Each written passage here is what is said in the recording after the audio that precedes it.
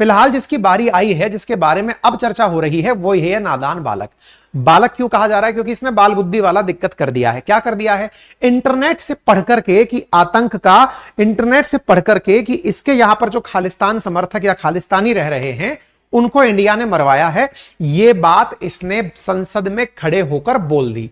इसे लग रहा था कि इसके देश के अंदर रहने वाले खालिस्तानी समर्थक या खालिस्तानी वो इसे आने वाले चुनावों में वोट दे देंगे, अपना हीरो बना लेंगे। ये अपने वोट बैंक की पॉलिटिक्स कर रहा था। इसे नहीं पता था कि अंतरराष्ट्रीय स्तर पर इसे कितना ज्यादा नुकसान झेलना पड़ जाएगा। इसके दिन उसी दिन से पलटने खराब होने शुरू हो गए थे। बैक टू बैक इससे अगले दिन फिर गलती हो गई। इसने नाजियों के मामले में कनाडा की संसद के अंदर एक ऐसे आदमी का सम्मान करा दिया जिसने यहूदियों का कत्लेआम मचाया था। यानी कि इसके बारे में पूरी तरह से दुनिया में अब थू-थू होना शुरू हो चुकी है। अब जब चली रहा है तो दुनिया का एक जबरदस्त मंच है जिसका नाम है यूनाइटेड नेशन जनरल असेंबली। वहां गए हुए हैं हमारे विदेश मंत्री एस जयशंकर साहब। एस जयशंकर साहब ने बड़े ही सटीक शब्दों में, बहुत ही कम शब्दों में, बहुत ही कम अल्फाजों में दुनिया से जो बातें कही हैं, मैं तो यह कहूंगा कि आप उनको लिख कर रख लें, और उनको इसलिए लिखकर रख लें कि आप उनकी प्रत्येक लाइन पर एक निबंध लिख सकते हैं। अगर आपको निबंध लिखने का शौक है तो आप इनके दिए गए भाषण के कुछ पंक्तियों को मैं आपको सुनाऊंगा थोड़ी देर में, उन्हें सुने और सुनकर के ये डिसाइड करें यार भाई इस पर निबंध लेखन किया जा सकता है। यदि कोई भारत के बारे में पूछे कि भारत का अंतरराष्ट्रीय स्तर पर क्या परिप्रेक्ष्य है, तो साहब एस जयशंकर साहब के जो बिंदुवार जो बातें जो मैं बताऊंगा उन्हें आप लिखकर चले आना। अपने आप में गजब का मतलब आपका इंटरनेशनल आंसर तैयार हो जाएगा। खैर, इस विषय पर आगे आपको लेकर चलेंगे क्योंकि एस जयशंकर साहब इस समय ट्विटर पर ट्रेंड कर रहे हैं। यूएनजीए में जिस प्रकार से इन्होंने एक ही तीर से शिकार करते हुए कनाडा को मारा, पाकिस्तान को मारा और चाइना को मारा। आप में से कुछ लोगों को शुरुआत में यह लगता था, जब भारत कई मंच पर टेरर की बात उठाता था, तो आप में से कुछ लोगों को ऐसा फील आता था यार ये क्या चक्कर है, भारत अंतरराष्ट्रीय स्तर पर जाकर कहने लगता है आतंकवाद आतंकवाद, इससे क्या फर्क पड़ जाएगा? इतना फर्क पड़ जाएगा कि आज पाकिस्तान की हम चर्चा ही नहीं कर रहे हैं, हम पाकिस्तान के बारे में चर्चा ही नहीं करते, अब हम कनाडा इंडिया चल रहे हैं। आप हालत यह देखेंगे आज के सेशन में कि इंडिया के साथ में आकर श्रीलंका खड़ा हो गया है, बांग्लादेश खड़ा हो गया है, और वो भी अब कनाडा को मतलब अपनी तरह से भला बुरा कहने लग रहे हैं। हमने दिशा बदल दी है भाई। हमने पाकिस्तान को इतना पीछे छोड़ो यार, अब तुमको तो मार के भी मजा नहीं आ रहा है, वो वाली फील हमारे अंदर आ गई है। अब ऐसी स्थिति में कनाडा को अगर टारगेट बनाया गया, ये तुमको समझ में आ जाना चाहिए कनाडा वालों कि तुमने एक बहुत बड़ी गलती कर दी है। ऐसे देश के साथ गलती कर दी जिसकी दुनिया में आबादी सर्वाधिक है, सबसे ज्यादा युवा लोग दुनिया भर के अंदर इंडिया से ही कनेक्टेड हैं, इंडिया से ही निकले हुए हैं। अब गलती तुमसे हुई है तो भुगतो भाई। खैर, फिलहाल के लिए मैं आप लोगों को ये न्यूज की हेडलाइंस दिखा देता हूं जिसमें जो सबसे बड़ा खबर स्टैंड बनकर आ रहा है वो क्या है? Political convenience can't determine response to terror. मतलब अपने राजनीतिक स्वार्थ के लिए आप आतंक का उपयोग ना करें। सीधा सा शाब्दिक अर्थ तो यह निकाला जाए तो बेहतर होगा। यानी कि आतंक का आप सहारा कर रहे हैं क्योंकि राजनीतिक लाभ आपको मिल रहा है। भाई साहब, ये आतंक है ना, ये बड़ा दुधारी तलवार है। कहते हैं एक उंगली दूसरे की तरफ करोगे तो पलट के 3 उंगलियां आप ही की तरफ आ रही होती हैं, ऐसा है आतंक। कहते हैं कि कभी पाकिस्तान ने जिन आतंकियों को पाला था आज वो उसी में गोले फोड़ रहे हैं। कभी पाकिस्तान ने अफगानिस्तान में तालिबान की मदद की थी, आज वही तालिबान पाकिस्तानियों को देखना नहीं चाहता है। इवन दुनिया के बहुत से नमूने ऐसे हैं जिसमें कहते हैं कि अमेरिका ने ना जाने कितने लोगों को आतंकी बनाने में मदद की थी, वही जाकर अमेरिका को पकड़ पकड़ कर मारने पहुंचे। खैर, ये कहानी अथाह है। कनाडा इसमें नया नया उतरा है तो आनंद भी पूरे आनंद लेगा। लेकिन उससे पहले मैं आपको कुछ जरूरी बातें बता देता हूं, और वो जरूरी बात यह है कि भाई साहब कुछ दृश्य अगर आपको इससे याद आ रहा है तो पाकिस्तान और कनाडा को लेकर आप रिलेट कर पाएंगे कि भैया हम भी पहले गए थे और तुम भी पहले जाओगे। कनाडा को ये समझ लेना चाहिए। शंकर साहब के भाषण को हम आपके सामने प्रस्तुत करेंगे, लेकिन उससे पहले यहां पर एक इंटरेस्टिंग बात और हुई। जयशंकर साहब ने मंच पर खड़े होकर के जो लाइन उपयोग में ली वो था नमस्ते फ्रॉम भारत। नमस्ते फ्रॉम भारत जो शब्द था ना, इसको सुनने के बाद में फिर से एक बहस शुरू हो गई है कि इंडिया बाहर जाकर के भारत शब्द यूज किया। जैसे G20 में प्रधानमंत्री के नाम के आगे जब प्रधानमंत्री किस देश को रिप्रेजेंट कर रहे हैं वहां लिखा हुआ था भारत, प्रेसिडेंट के नाम के आगे लिखा है प्रेसिडेंट ऑफ भारत। ऐसे ही जयशंकर साहब लिख रहे हैं, वहां जाके बोल रहे हैं नमस्ते फ्रॉम भारत। यानी कि एक भारत शब्द का जो दौर है ना वो निकल कर आ रहा है। आप भी सुनिएगा, एक बार मैं ऑडियो चलाता हूं। Open mindsets instill confidence and inspired innovations. Excellencies, in our deliberations, we often advocate the promotion of a rules-based order. From time to time, open mindsets instill confidence and inspired innovations.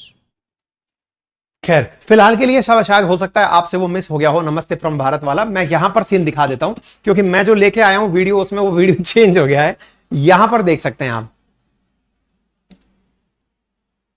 Mr. President, mister president, Excellencies, एक्सीलेंसीज, distinguished members, नमस्ते Namaste. From Bharat. ये line अभी इस समय काफी ज्यादा trend में है, लोग इसको काफी ज्यादा चर्चा में लेकर आ रहे हैं कि जयशंकर साहब ने वहां जाकर के नमस्ते किया, फ्रॉम भारत कहा। खैर मुद्दा यहां से ऊपर का भी है क्योंकि इन्होंने तो बहुत सारी बातें ऐसी कही हैं जिनको अगर प्रायोरिटाइज किया जाए तो उन बातों के अंदर कनाडा को घेरने की बात टॉप पर है। कनाडा, पाकिस्तान, चाइना तीनों को घेरने की बात टॉप पर है। खैर इंडिया ने ट्यूसडे की इवनिंग यानी कि जिस समय आप मेरा ये सेशन सुन रहे हैं अब से कुछ मिनट पहले ही ये बात कंप्लीट हुई है। यानी कि अभी जो ये चीज सुन रहे हैं ना आप, मतलब आज अपन ट्यूसडे के दिन ही ये सेशन को सुन रहे हैं, आज ही के दिन की ये बात है। उन्होंने क्या कहा है convenience can not be basis for a response to terrorism और extremism, called for global community to respect the rule based order and UN charter. इन्होंने पाकिस्तान का नाम लेते हुए कहा कि last week there were sharper word for Pakistan, India demanded Islamabad shut its infrastructure of terrorism. Instill मैं आपको इनका भाषण सुनाना चाहूंगा, एक बार आप भाषण सुनिए फिर अपन व्याख्या करेंगे। Open mindsets instill confidence and inspired innovations.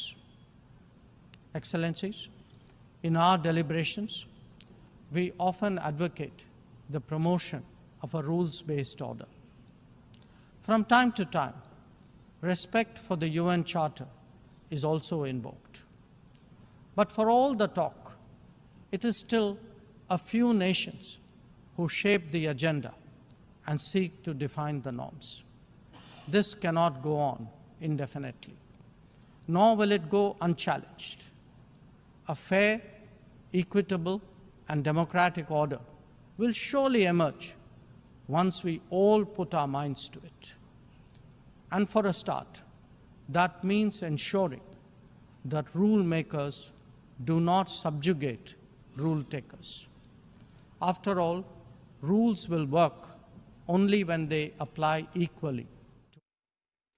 यदि आप यहां पर निकली हुई बात को समझने का प्रयास करें तो बात यह निकल कर आती है कि political convenience can not determine response to terrorism, extremism and violence, respect for territorial integrity and non-interference in internal affairs cannot be exercised in cherry picking।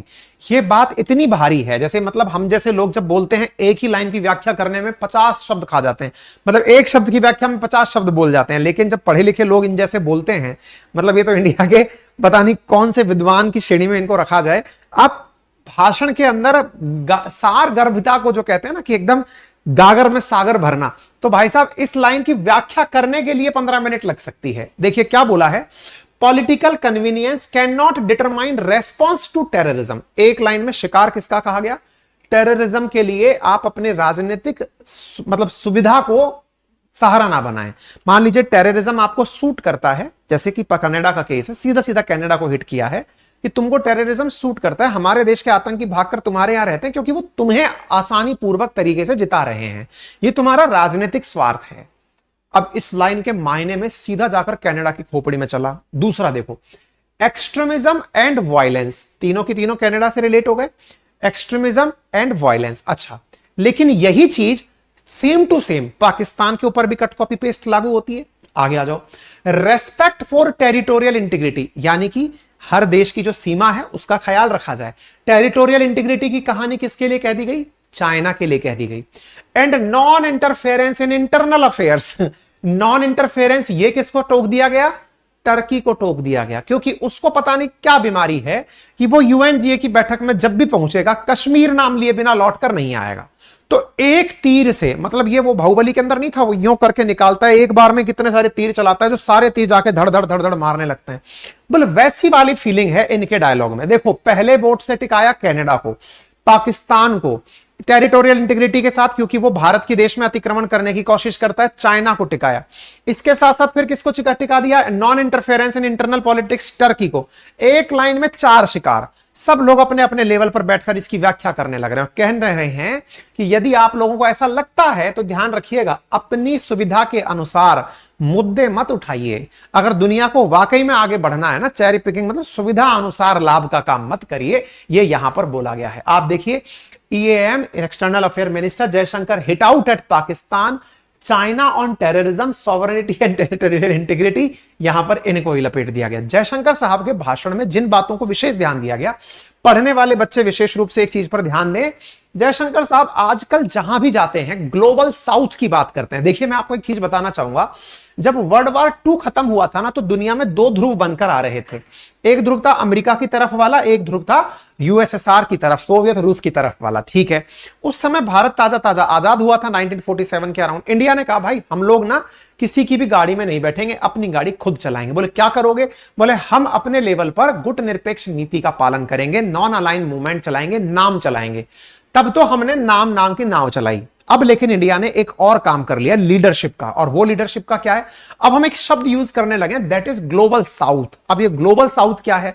Global south असल में ये देखा जाए, अगर आप वर्ल्ड मैप को उठाकर देखेंगे तो आप पाएंगे कि दुनिया में उत्तर की तरफ जो अपना धरती को अगर इस प्रकार से गोलार्ध के तरीके से दर्शाया जाए, बीच में इक्वेटर है, इससे ऊपर की तरफ अगर आप देखेंगे तो इसे नदर्न हेमिस्फीयर कहते हैं और नीचे की तरफ वाले को सदर्न हेमिस्फीयर कहते हैं। आप देखेंगे कि दुनिया के अधिकांश जो अमीर देश हैं वो नदर्न हेमिस्फीयर की तरफ हैं। चाहे तो आप अमेरिका को देख लो, नॉर्थ अमेरिका को उठाकर देख लो, चाहे पूरे यूरोप को उठाकर देख लो, या फिर ये जो गल्फ कंट्रीज हैं इनको उठाकर देख लो, या फिर चाइना को उठाकर देख लो, इंडिया को उठाकर देख लो, जापान को उठाकर, कोरिया को उठाकर, आसियान को उठाकर देख लो। ये सब लोग जो पैसे वाले लोग हैं ना, ये नॉर्थ की तरफ हैं। और साउथ की तरफ जो देश हैं उनमें से केवल अपवाद स्वरूप ऑस्ट्रेलिया और न्यूजीलैंड अमीर देश हैं, बाकी अधिकांश देश गरीबी के अंदर जी रहे हैं। पूरा की पूरा अफ्रीका उठाकर देख लो, यहां पर साउथ अमेरिका उठाकर देख लो, उधर की तरफ से जाओगे तो और जो नीचे की तरफ जो देश हैं जो कि मतलब ओशिनिया कंट्रीज हैं, वो गरीब देश हैं। अब क्या हुआ, दुनिया में ये जो साउथ है ना, सदर्न हेमिस्फीयर, इसके साथ इंडिया अपने आप को जोड़ता है और अपने आप को जोड़कर ग्लोबल साउथ का लीडर दर्शाता है। मतलब गरीबों का नेता कौन? बोले इंडिया। बोले कैसे? इंडिया कहता है कि ग्लोबल साउथ को साथ लेते हुए हम केवल दक्षिण ध्रुव की तरफ बसे हुए देशों की बात नहीं करते, अपितु जो गरीब हैं, अंडर डेवलप्ड हैं, पॉवर्टी से ग्रसित हैं, जो इस समय स्ट्रगल कर रहे हैं, उन सबको भी मैं साथ लेकर चलना चाहता हूं। तो ग्लोबल साउथ की परिभाषा में इंडिया अपने आप को भी रख देता है। बोले हम तो गरीब लोग हैं साहब, गरीबों की बात करते हैं और गरीबी के साथ ही आपके साथ लड़ना चाहते हैं। कहना चाहते हैं कि यदि आप लोग वाकई में दुनिया में ग्लोबल साउथ का भला करना चाहते हो ना, तो ये सब करना छोड़ दो, दुनिया के दूसरे देशों के आंतरिक मामलों पर इंटरफेरेंस छोड़ दो, मूल मुद्दों पर लड़ो, यूनाइटेड नेशन का सही से उपयोग करो। इंडिया आजकल ये दिशा पकड़ लिया है। इसलिए आपसे कहूंगा, जो भी विद्यार्थी एग्जाम की तैयारी कर रहे हैं वो ग्लोबल साउथ को बहुत अच्छे से सोच लें, बाकी लोग अपने लिए इस टर्म को याद कर लें, भविष्य में काम आएगी। इंडिया ने बाकायदा G20 की प्रेसिडेंसी पे वाहवाही ली, साथ में फिर और चीजों की भी बात की। उन्होंने कहा एक्सट्रीमिज्म, टेररिज्म, कनाडा को भी मैसेज दे दिया, साथ में मतलब इन्होंने सब बातें अपने छोटे से भाषण के अंदर कर दी। इसी बीच में एक भाषण बहुत ज्यादा वायरल हो रहा है जिसमें कनाडा के प्रधानमंत्री जस्टिन ट्रूडो अपने किए पर क्षमा मांगते हुए देखे गए हैं। किस मामले में? उनके द्वारा संसद में एक नाजी को, एक ऐसे सैनिक को जो कि वर्ल्ड वॉर 2 के अंदर हिटलर की सेना में था, यहूदियों का कत्लेआम मचाया था, जिसकी तारीफ में, जिसके लिए सम्मान में तालियां बजा दी गई थी, जिस पर हमने ऑलरेडी सेशन किया हुआ है, इस पर आकर ये माफी मांगे। इनने कहा सॉरी यार, ये हमें पता नहीं था। अरे यार, तुम प्रधानमंत्रियों की मजाक हो। एक तरफ तुम कह रहे हो कि वो प्लम्बर जो था, नज्जर जो मारा गया, उसकी मारे जाने की तुम्हारे पास खबर जो है वो किसने दी? 5 कंट्रीज ने दी। और इधर तुम बोल रहे हो कि एक सैनिक है जो तुम्हारे देश में तब से ही, सेकेंड वर्ल्ड वॉर के बाद से ही तुम्हारे पास रह रहा है, और उसके बाद तुम्हारी संसद में बुलाकर उसके लिए तालियां बज जाती हैं। क्या तुम्हारी संसद मजाक है क्या यार? या तो तुमने मजाक बना रखा है, तुम जाकर कुछ भी बोल देते हो वहां जाकर के, या किसी के लिए भी कुछ कर देते हो। तो इनका जो है ना, वो पूरी तरह ग्लोबल जो ब्रांडिंग होने लगी है इनकी, वो एक बेवकूफ के रूप में होने लगी है कि भाई ये आदमी सटक लिया है। लेकिन इतने में काम नहीं निमट रहा है भाई, आगे देखो क्या हो रहा है। इसी बीच में निकलकर श्रीलंका के विदेश मंत्री आते हैं और वो कहने लगते हैं कि देखिए साहब, ट्रूडो तो बिल्कुल गलत चीज है। बोले कैसे? बोले कनाडा के अंदर तो आतंक को पनाह मिलती ही है, श्रीलंका भी साथ साथ ऐसा बोल दिया है। अब आप पूछेंगे श्रीलंका को इस बात में क्या फायदा हो रहा है? देखो क्या है ना, श्रीलंका का भी अपना आंतरिक मामला है। ट्रूडो की दिक्कत क्या है ना, ये लोग जो सो कॉल्ड जो विकसित राष्ट्र हैं, इनके यहां मुट्ठी भर जनसंख्या, 3.5-4 करोड़ की आबादी है, ईश्वर ने इनकी कभी पहले सुन ली थी, प्राकृतिक संसाधन मिल गए थे तो थोड़ा आगे निकल लिए, कोई नहीं। तो ये लोग क्या करते थे, दूसरे देशों के अंदर अंतरराष्ट्रीय मामलों में अपनी टांग अड़ाया करते थे। जैसे श्रीलंका के अंदर लिट्टे के मामले में टांग अड़ा दी कि साहब यहां पर देखिए नरसंहार हो रहा है। अब तुम यहां के नरसंहार की बातें करते हो कि लिट्टे यहां पर ऐसा हो रहा है, और तुम अपने देश के अंदर जिसने जीनोसाइड किया है उसकी तुम तारीफें करवा रहे हो। इसका मतलब यह हुआ कि ये फंस गए। श्रीलंका ने इनको घेर लिया, बोले टेररिस्ट के लिए तो सेफ हेवन है कनाडा। ऐसा कहकर के श्रीलंका वालों ने भी धाम से वार कर दिया। यानी हमारे साथ में हमारे पड़ोसी आकर जुड़ गए, बोले बिना आरोप के, बिना सबूत के जो आरोप लगाए उसका नाम है ट्रूडो। बोले ये आदमी है, ये इनका बयान है, चाहो तो सुन लेना। आगे बढ़ते हैं। इसी प्रकार से थोड़ा आगे बढ़े तो बांग्लादेश के फॉरेन मिनिस्टर ने भी कहा ऐसा संभव ही नहीं है, हमें तो इंडिया पर गर्व है, वो कोई भी ऐसा इमेच्योर काम ही नहीं कर सकते जिस तरह की बातें कनाडा ने कही है। इंडिया तो प्राउड है हमारा। उन्होंने कहा, बांग्लादेश के विदेश मंत्री हैं AK अब्दुल मोमेन, उन्होंने कहा भारत पर उन्हें गर्व है, भारत कभी कोई ओछी हरकत नहीं कर सकता है। ये बेहद दुखद है और हम इस बारे में ज्यादा जानकारी नहीं है, लेकिन इस मामले में टिप्पणी कर सकूं, लेकिन हमें भारत पर गर्व है, वैसी हरकत नहीं करते। भारत के साथ हमारे बहुत ठोस संबंध हैं जो मूल्यों और सिद्धांतों पर आधारित हैं। यह एक दुखद प्रकरण है और मुझे उम्मीद है कि यह सौहार्दपूर्ण तरीके से समाप्त होगा। इन्होंने भी मतलब कनाडा के नाम पर बोले साहब इंडिया ऐसा नहीं कर सकता, हम पड़ोसी हम जानते हैं, पाकिस्तान से पूछो कटोरा हाथ में दिलवा दिया इंडिया। खैर कोई नहीं, कनाडा को अब ग्लोबल तरीके से प्रेशर मिलना शुरू हो रहा है और ग्लोबल के अंदर जो भारत के साथ वाले जो देश हैं वो तो इन्हें घसीट घसीट कर साथ ले ही जा रहे हैं। खैर जो भी हो, कुल मिलाकर के कहने का अर्थ हमारा इतना ही है, कनाडा के साथ अच्छा तो नहीं हुआ और हमारे जयशंकर साहब ने UN में जो किया वो बहुत बढ़िया किया, तो इसके लिए तो उनकी तारीफ बनती है। और हाँ, इस तारीफ को आप चाहें तो कैरी फॉरवर्ड कर सकते हैं। हमारा ट्विटर अकाउंट है अंकित कुमार अवस्थी, वेरीफाइड अकाउंट है KA अंकित के नाम से। वहां पर अभी जयशंकर साहब की तारीफ में हम 2 शब्द लिखेंगे, तो आप आकर के अगर चाहें तो वहां पर आकर के अपना समर्थन जयशंकर साहब को बधाई स्वरूप वहां दे सकते हैं।